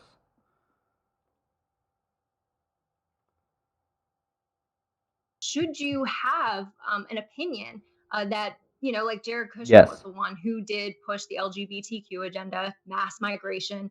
And those were the things that, you know, mass migration was something that Trump addressed in 2016. That's what got the white working class out to vote for him. You know, so Jared Kushner did not push for mass migration. He pushed for less harsh penalties. Fucking dumb shit. there are plenty of votes out there for us to get, but it doesn't. Oh, but she's saying Jared Kushner because he pointed out Jared Kushner, and she remembered, oh yeah, he's a Jew, so of course he would support this. The Nazi brain at work? Doesn't come with compromising. We don't get those 15 million unregistered Christian voters to get them registered to vote and out to vote for us by glorifying the LGBT community. Except you did. You got 10 million more voters because you accepted the LGBT community under Trump. That's just math. It happened. It legitimately happened. So, you're factually incorrect, and it's been pointed out to you already. But you're so stuck in your dipshit mindset of, well, no, we can't accept the gays because in your mindset, they're icky. So it's your feelings, and you don't look at the actual fact that by allowing them into the party and giving them some semblance of representation, pandering, in a sense, you got 10 million more votes between that and people of color. Oh, and women. And women, yeah. 10 million. 10 million more votes. I wonder why. Congress shall make no law respecting an establishment of religion. I don't know why Lauren's so against the First Amendment. I think the First Amendment's pretty great. I also think the Second Amendment's pretty great too because it protects the First. And these are the things that we should actually be conserving, and we can't do that if we can't win elections. The fact of the matter is, Lauren, that every single problem you have with the LGBT movement right now, from giving hormones to kids, medical transition, whatever. This was all caused by the right losing the culture war 30 years ago when they tried to legislate their religion. That is why we're currently experiencing this today. The only way to come back and conserve whatever it is you want to conserve is by winning elections. And the fact of the matter is, it's not just people like Blair who vote based on LGBT issues. I am straight as an arrow. I'm married to a dude. Between the two of us, I'm the one that's actually married with the family. And so I will say that I absolutely will not vote for a party that treats LGBT people like they are subhuman. I won't do it. Part of the reason that Trump won my vote is because he does not care. He promotes people, he doesn't promote sexualities. She's actually fucking right, in a sense. I mean, except for the...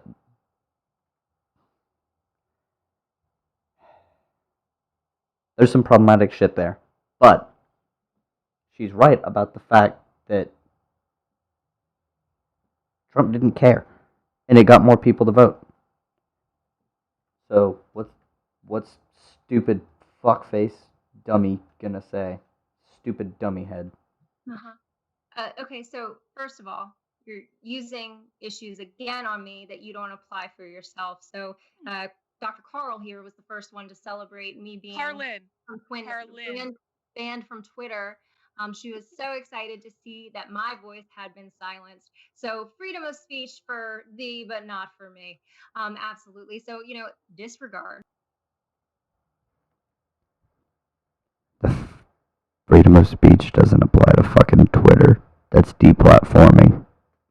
Deplatforming doesn't keep you from speaking. You can go outside and say it, not get arrested. TOS is about the corporation. The First Amendment is about the fucking government. Dumbass. That opinion. Well, I celebrated that you were banned on Twitter because you repeatedly tweeted that my husband should be deported, Lauren. And he's now an illegal alien. Thrilled. No, he's Your not. husband, he has a permanent green card. I am now thrilled that I don't have to hear you call for my husband to be deported on Twitter, who has had a permanent green card for the last 6 years. He came into our country illegally. He broke our laws. He did not do it married an American. How lucky is he? Go back. He has to go back. I'm sorry, no, he Dr. doesn't, Carl. honey. That's not how laws work. It's not how laws work. Yeah, so she's just straight absolute racist. Oh, he's a brown person who came into the country. He's illegal. He needs to go back. Doesn't matter. He has a green card. He needs to go back. He doesn't belong here. Fucking racist as shit. So, should stay deplatformed permanently. Should be deplatformed, like YouTube. How do you... They actually have links for this shit? Carolyn, of course she has one. Hold the line pack. Okay, what is this? This is Council of Foreign Relations. Yeah. Hold the line pack. And then John Doyle has, his website and a YouTube channel, which I don't think he should have, but it makes them money, so they don't give a fuck. Sorry. I'm sorry I have a husband and you don't, Lauren. I'm sorry. I'm sorry.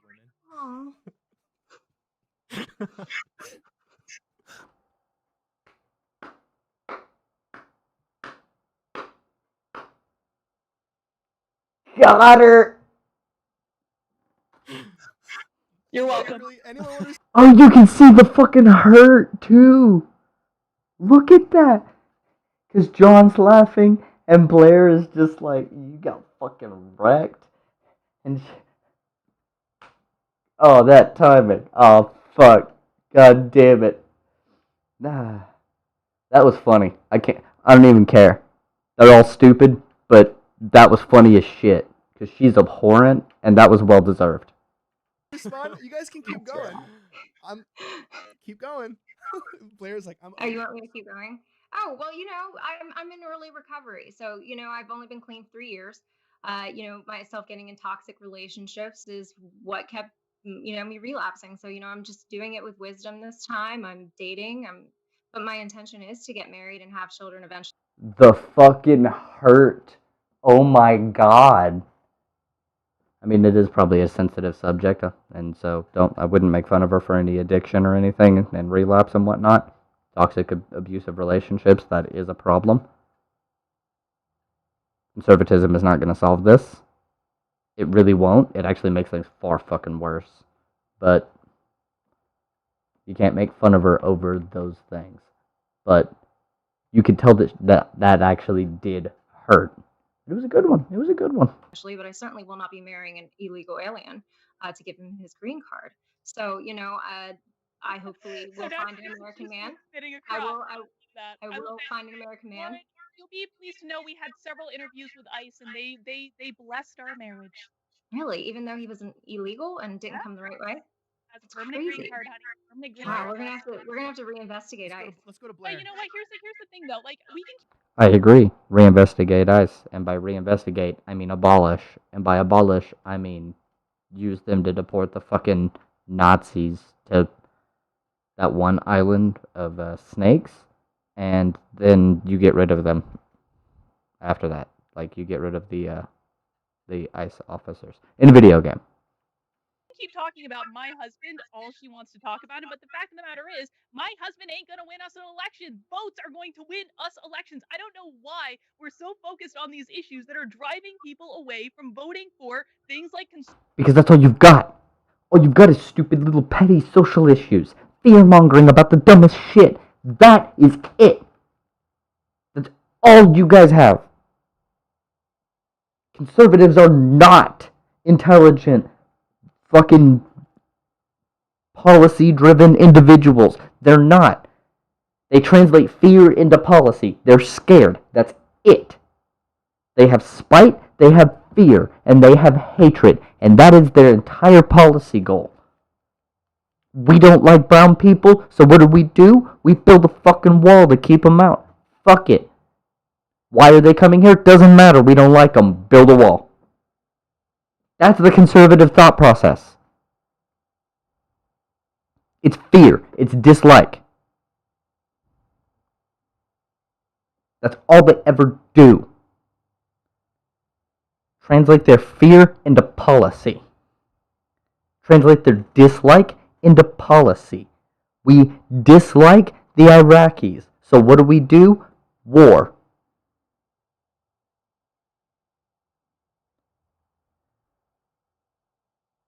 What do we use as a justification? This thing. How can we benefit from it? They've got oil.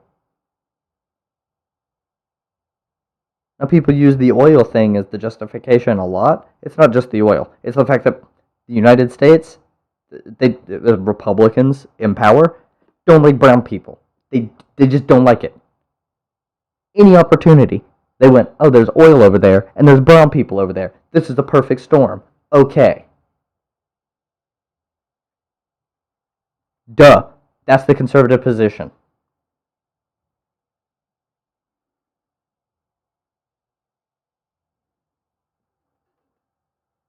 Conserving the First Amendment, conserving the Second Amendment. That's really what I would like to have the conversation You don't even like the First Amendment. You don't even like it. So why are you Blair wanted to chime in. Let's cut. guys, I'm going to cut you guys off. I'm cutting you guys off. Blair, I want to. Blair, let me hear what you're going to say.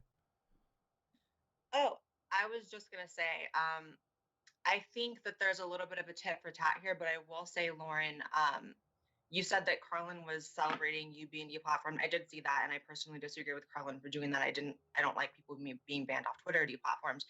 But I will say you opened this up with saying that I shouldn't be given a platform and that I shouldn't have a say in the party so I think there's a little bit of it to go around. I think everyone should probably just respect each other a little more. No, I didn't say you should be deplatformed from your voice. Yes, she did. I was saying that you shouldn't be given a platform.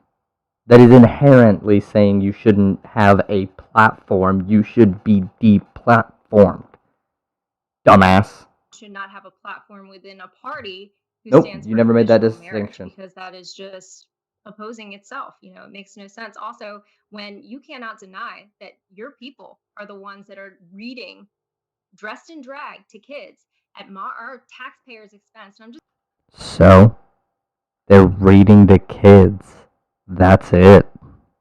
Oh, and drag people are not trans people. It's not a costume that trans people put on. It's not. They're just women or men, depending on how they identify. That's it. Jesus fucking Christ, this shows how dumb so many of these people are. I'm just curious, to what extent am I going to be forced to participate in your fetish or delusion while our children are being targeted for pedophilia? Fetish or delusion while our children... See, fear-mongering. That's all she's fucking got. And none of it's goddamn correct. Holy shit. She shouldn't have any platform. And that's why she doesn't have anything. Nothing. It's good you got deplatformed. You shouldn't be allowed to be shown on Twitter. You should be removed from... All your sections should be removed. This would cut this debate down by a lot. Openly, so, no, I don't want to. No, there are not children being targeted for pedophilia openly. Everybody, except for pedophiles, opposes pedophilia. Jesus fucking Christ. And that's not trans people. That's just, well, honestly, usually white Christian cis males. That's it. That's where you should be focusing. The people like John Doyle. Want to give a platform to that lifestyle, and those are. You see the shifty eyes? You see it? She's talking about targeting children openly for pedophilia, and he's just shifty eyes. Like, what the fuck? Go ahead, Blair, sorry. Okay, there is, and I think this maybe is something that you might not be aware of, or people who are not, closer to the LGBT community, knowing the inner workings, that there's actually a huge divide from people who... It doesn't matter. It's a package deal. It all comes together. Nope. I disagree. I think that there's a huge... No, it does not. It's not a package deal, you stupid piece of shit. Divide within the community, as from people who do support things like Drag Queen Story Hour, one of the things I've been very vocal against children transitioning. So I don't think it's a monolith. I don't think any group is a monolith. The same way that the right wing is not a monolith of just people who believe, in a biblical, definition of conservatism, and people who don't. And I think that there's a really big missed opportunity for the right, in the sense that I think LGBT people are actually the best warriors against gender ideology. And and seeing children being read to by half-naked drag queens and children going under hormone therapy at 12, I think that people that are from that community coming and speaking out against it do a lot better of a job at trying to stop it than people who are on the outside. Because at the end of the day, now Blair is technically right about this particular point, and I think that's why it's disgusting that Blair does what Blair does. There is nothing wrong with hormone blockers for people going into puberty. There's not. Literally nothing wrong with it. They're reversible. If they want to be trans, they can be trans. It can be helpful. It reduces suicidality. But these dumbasses don't actually care about the people. They just feel disgust about the actual medical consensus on the issues. They're just disgusted. That's all it is. Conservatism is a mental block. You go, that thing doesn't sound like something that I generally agree with on the first introduction to the concept. Blocked out, it's bad, probably evil, probably immoral, bad. That's where conservative thought processes stop. Lauren, you could make it part of your platform. That's all you need to see. Literally, that's all you need to see. They're done. They're dumb. They're done. And I don't care anymore.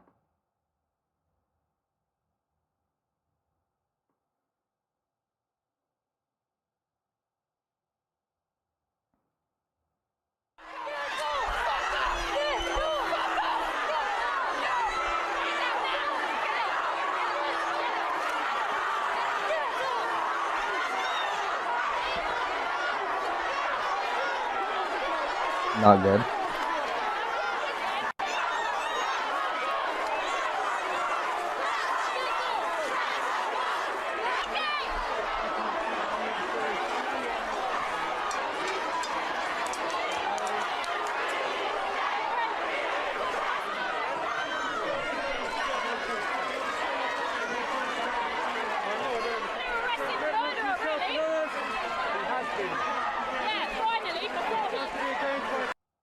Yep, some bullshit. Alright. That's when somebody just come in a video game, deck all of those detainers into Minecraft while they're detaining her in Minecraft, run by, punch them in the head in Minecraft, maybe use a knockback sword to get them off of her, you know. You gotta find some way to get the knockback in Minecraft, obviously. Knockback 4 seems good enough.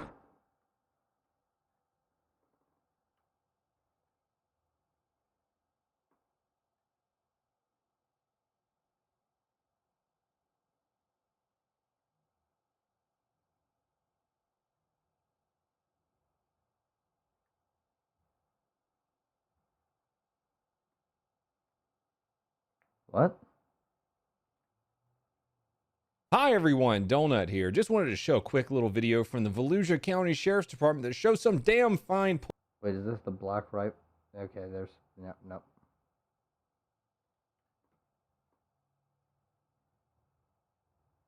Donut operator. Yep, it's a pro cop channel. I guarantee it's a pro cop channel. And I'm meh. Sock done left. What a shit poster.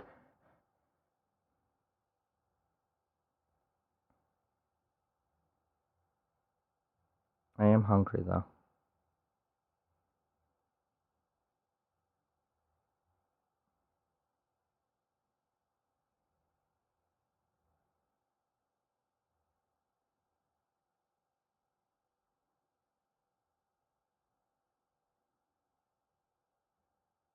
Hmm.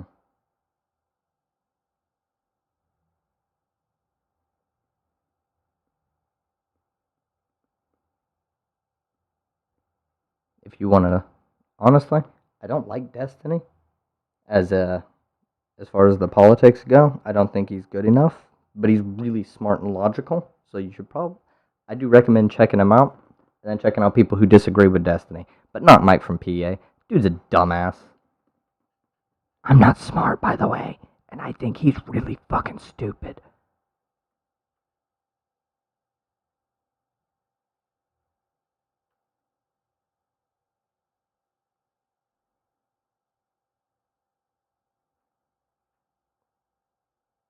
Yeah.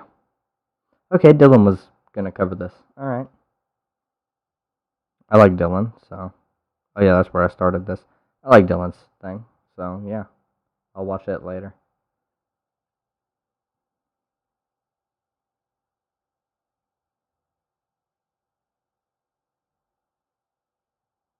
Alright, how long has that been now? 2 hours?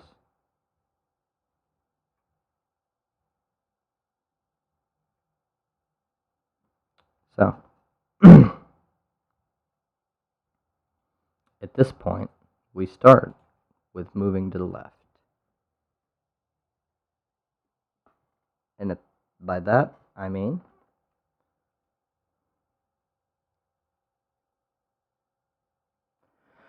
How's it going, everybody? Sandwich Pants here, and today we're gonna go with some new paint.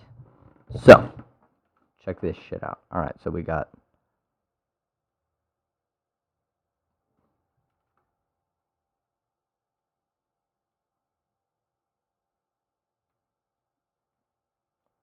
progressive, sock down, and boom, and boom.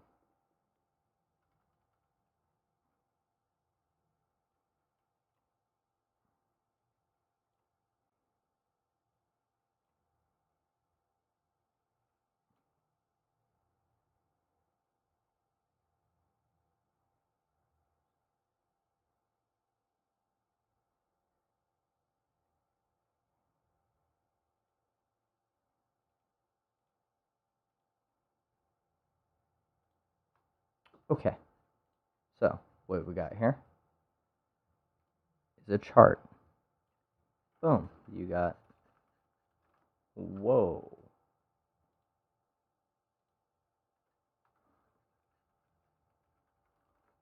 You got the progressive. No. Just that. Boom. You've got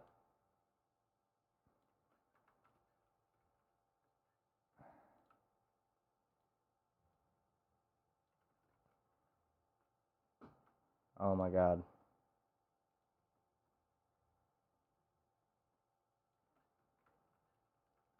You got sucked in. Boom. You got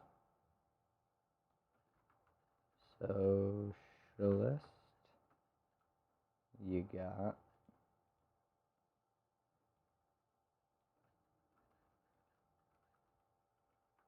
communist.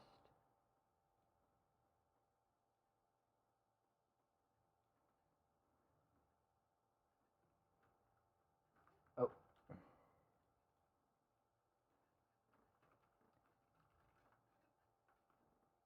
Anarchist. Boom. So we're going to move that to here. I'm going to pull it up. Rotate it in a cool fashion.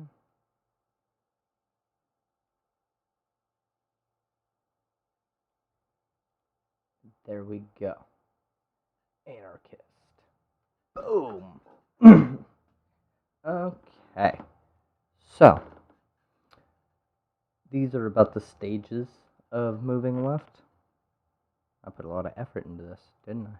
So, right here, we've got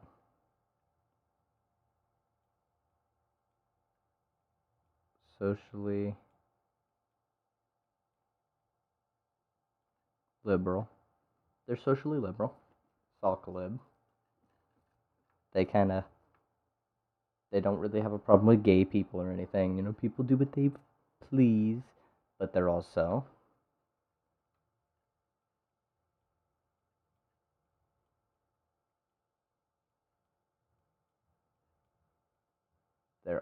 cappies. They're cappies, capitalists. They believe in the free market, with private ownership of businesses and private property rights and blah blah blah blah and stupid shit. But overall, their hearts are in the right place. They can be moved over. They are, in a sense, comrades waiting. The Socdem, also socially liberal. This literally goes all the way across to here. All of this, pretty socially liberal. Not gonna lie. This goes to right here. This is where the break is. The economic system. Socially, we all agree. Economics, Socdems break right here. And then these move over to here. You see? There's a break here, and there's a pickup with socialists, communists, and anarchists. They all agree on the basis of the economic principles of organization. It's true, they do. They agree. There's different stages, blah blah blah blah blah blah blah blah. Whole lot going on there, which I could explain later. But for now, this is where we're at. This is the big differences. Now,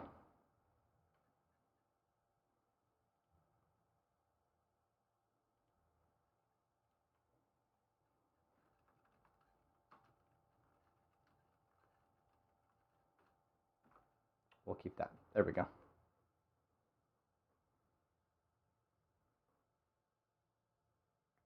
What else do we have? Well, at this point, we have...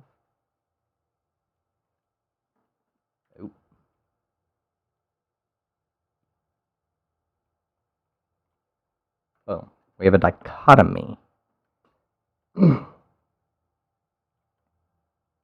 the economic production of things. You have capitalism. Actually, I want to change the font to make it look disgusting because I don't like it.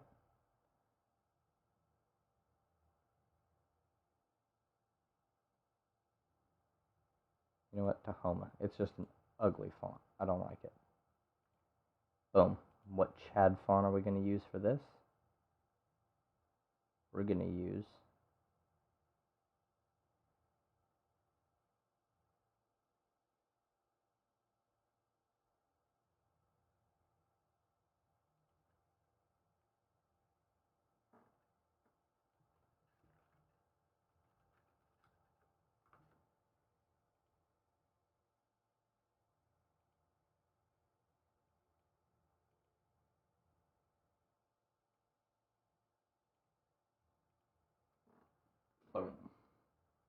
chat as fuck.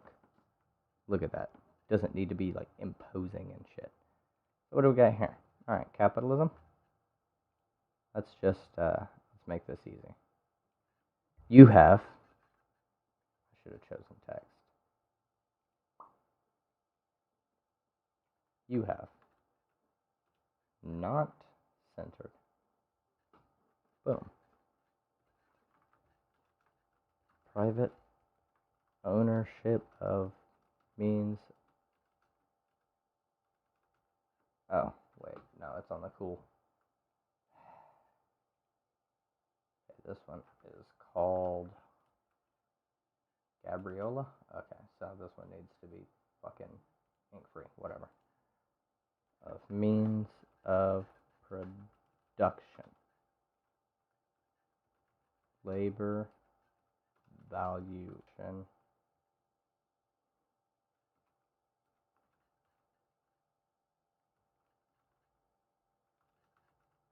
Profits over people.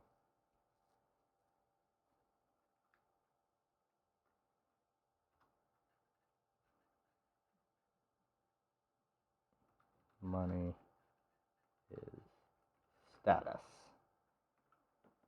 Boom. So, we got that right there.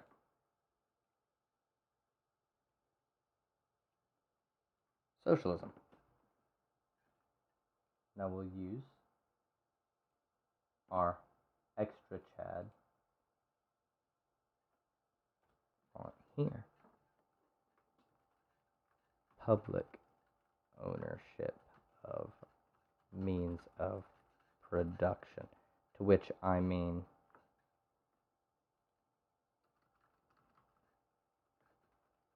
workers owning businesses, worker co-ops.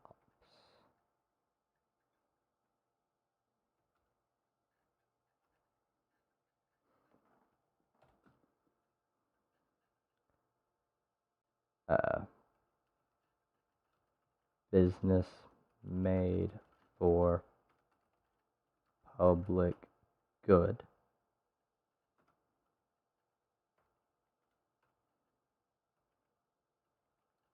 Expansions of democracy. Goal of greater equality.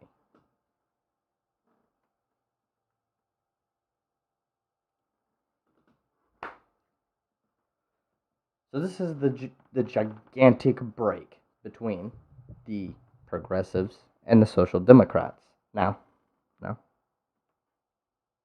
it's not that we can't work with the social democrats and the progressives, because, I mean, they kind of intertwine, progressives and social democrats, but also because they share our social values, so we need to work with them, and we need to appeal to them.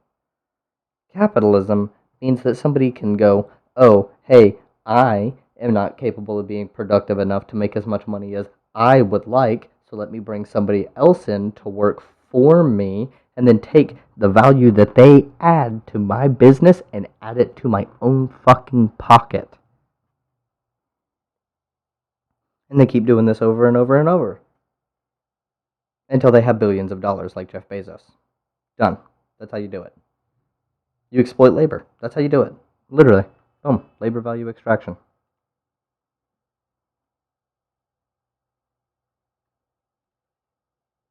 Save this one too.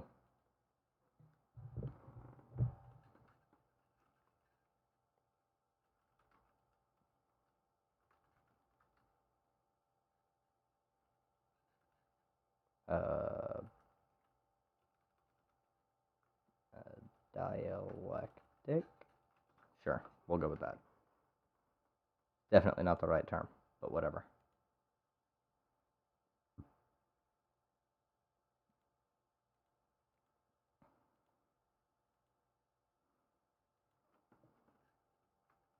Cappy versus sock dialectic. Boom. There. Fine.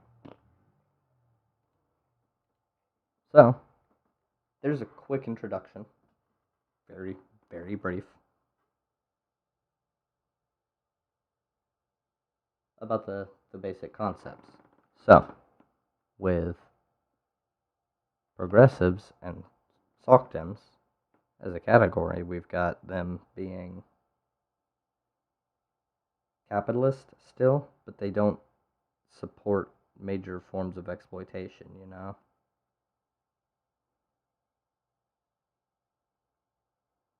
Meanwhile, the conservatives love oppression. There is something that they are correct about, and it's that conservatives 100% are in favor of power, because they love to wield power to hurt people. So, I can explain the oppression of capitalism another time. But as it sits right now, I've been doing this all day. So, as you can see, currently live. The point here is that capitalism is an exploitative thing, and we need to bring people over. It's okay to be a progressive, a liberal progressive, you know, something like that. You will get attacked by leftists for being an oppressor and somebody with privilege and blah, blah, blah, blah. Ignore the people like that and talk to the people who are willing to actually answer your questions.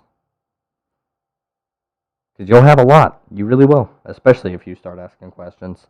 And that's what I'm here for. You can come here and I won't attack you for them.